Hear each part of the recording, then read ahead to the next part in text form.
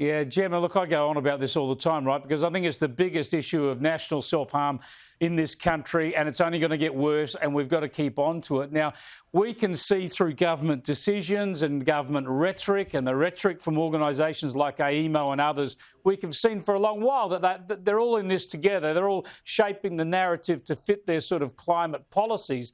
But this work of Aidan Morrison, I mean, he's a data scientist. He drills right down into these reports and all the reports and data that feed into them.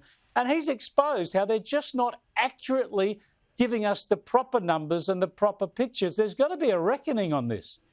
Well, this is the thing, Chris, that I find always extraordinary in these sorts of situations. It's that whole, if you say something over and over again, it doesn't mean that it's true, and it doesn't mean that it will stack up. And the issue here is that, as you rightly point out, there's a reckoning, but not just in the distant future, it's in the fast approaching near future where, you know, the government is going to be accountable for the policy that it itself has crafted and driven. And the issue that you have here for the Energy Minister and the Prime Minister is that coming into this, as you said earlier, coming into being elected to the previous election, they made various promises to the Australian people, which have all since been broken, and not just broken around energy and the cost of energy. There is no hope of them being fulfilled. And the tragedy here is that, you know, Australia has the opportunity to learn from other parts of the world, things that have worked, things that haven't worked. How do we get the mix right? Because it is about the mix. It's not about the politics of absolutism, which is, I think, what we're seeing here. And when that reckoning hits like a freight train in the middle of the night, there's not going to be anyone else to push the blame to. I'm not sure if the Prime Minister and Mr Bowen have thought of that. Yeah, it is exactly right. I've always said it's going to be their downfall. It's going to be the biggest mark against them when the rubber hits the road. Now, Aidan Morrison's done a lot of detailed work on this. We'll hear more from him and speak to him continually on this as he works for the Centre for Independent Studies. But if people want to Google his name and these issues, they can find a 1-hour YouTube presentation where he goes through all of this in some detail for all the anyone who wants to really drill into it. I want to go on to the government's performance overall, Caroline, and a lot of focus on Newspoll today. Now, I always make promises. I don't want to focus on polls so far out from elections they don't really matter, but they give us a bit of a test of where people's sentiment is towards the government. Now, in real terms, he hasn't gone backwards since the election at all. But what happened was in the last year and a half, he soared very, very high, and he's come back to the pack in recent months, losing the Voice referendum, letting a whole bunch of non-citizen criminals out into the public, being overseas a lot. How do you reckon he finishes the year up, Caroline? Well, I think he finishes the year in what has been a masterclass of self-sabotage by this Labor government. You gave two excellent examples there where they shot themselves in the proverbial, and they were in a very good place towards the end of last year. The other polling that is interesting is the polling that was in the AFR today, where it actually looks at issues, and we see how far back the government has come in relation to managing the economy. Now that migration and refugees has become an issue, how far they've gone back in that polling, how far they don't think that, you know, the government is dealing with cost of living issues. And when you actually look at those issues and the movement over the last 12 months, that's actually the most instructive part, because the government hasn't done the things that they said they were going to do. And as far as the economy is concerned, they've just been commentating about it, telling us about it, you know, but they can't do anything about it, except that then Treasurer Jim Chalmers today came out and told us what a great job he'd done, which actually is just the economy kind of managing to limp across the line. We saw pretty average GDP figures a couple of weeks ago, in spite of this government and not because of it. Yeah, Chalmers is hilarious. You know, he has been just a spectator on the economy. He says, don't criticise me for lack of reform. And he pointed to a tax increase. Tax increases, my man, are never an economic reform. They are always a regression. But let's just have a quick look at what Albo had to say about this today. Prime Minister, how will you regain your mojo?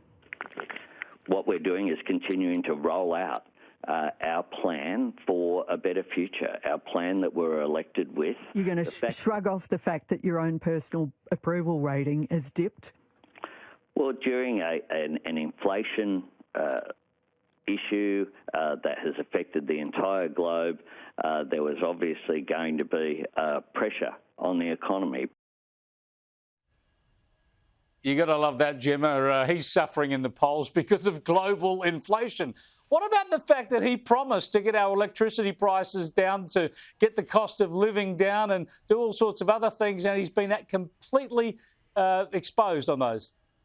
I had a conversation with a client today, pretty seasoned person, been around, run a bunch of businesses, would describe themselves as a swinging voter, and that person said what we just saw in Mr Albanese, I think, is that the problem with this government is twofold. They take the electorate for a bunch of mugs. That, you know, what kind of answer was that? That was a word salad of flim-flammy, and I'm in public relations, and that was PR spin on speed. He didn't say anything, and he thinks that people, everyday people like you and me who listen to that, he thinks we're too stupid to see through it. Like, it's just not. It's just like the government hasn't realised it's actually in government and accountable. It's like they're still at university playing with other people's money, except for it's our money. I think, you know, I said at the very beginning of this government, and you can check my Twitter stream if you're that bored and got nothing to do, but if this government prospers, then Australia will prosper. And if this government leads well, then this country will prosper. And what we've seen, in my view, and what we are seeing, is a government that doesn't yet know how to lead, that doesn't yet know how to have adult conversations. And in respect of Mr Chalmers, the fact that he has no real life work experience outside of academia and politics is so clear in word and in deed, and in the fact that he reckons he's a great reformer by taxing and spending. Like, you wouldn't make it up on a bad day.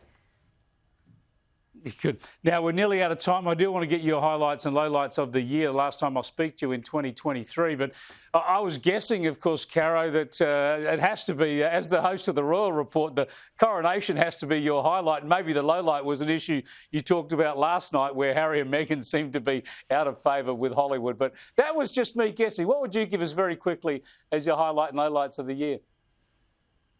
Well, my highlights of the year on the royal front, obviously the coronation, because that was just a little bit too much fun. But obviously for us here in WA, a really strong result on the referendum. Very happy with that. And I think the lowlight has been, you know, so much of the angst post October 7 that we're seeing here in Australia. And I think that, you know, yeah, we are a melting pot country, but, you know, everyone who comes here, you really need to leave your regional prejudices at home. Yeah, great point. Gemma, yours? The low light, absolutely. October 7, the heartbreaking, tragic savagery of that day and the domino effect and the unveiling of Australia's problem with anti-Semitism in, as it seems, all levels of society. That is a base level I never thought I would see. A highlight, actually, Chris, one of the highlights was seeing the Kathleen Folbig verdict overturned and seeing that woman walk free after so many years behind bars. That was just an extraordinary moment. Yeah, absolutely extraordinary. You just can't imagine being in her shoes. Thanks for joining us, Gemma and Caroline, not just tonight, but throughout the year. I've really enjoyed your insights, and we'll catch up over Christmas, New Year, no doubt, and look forward to talking to you next year.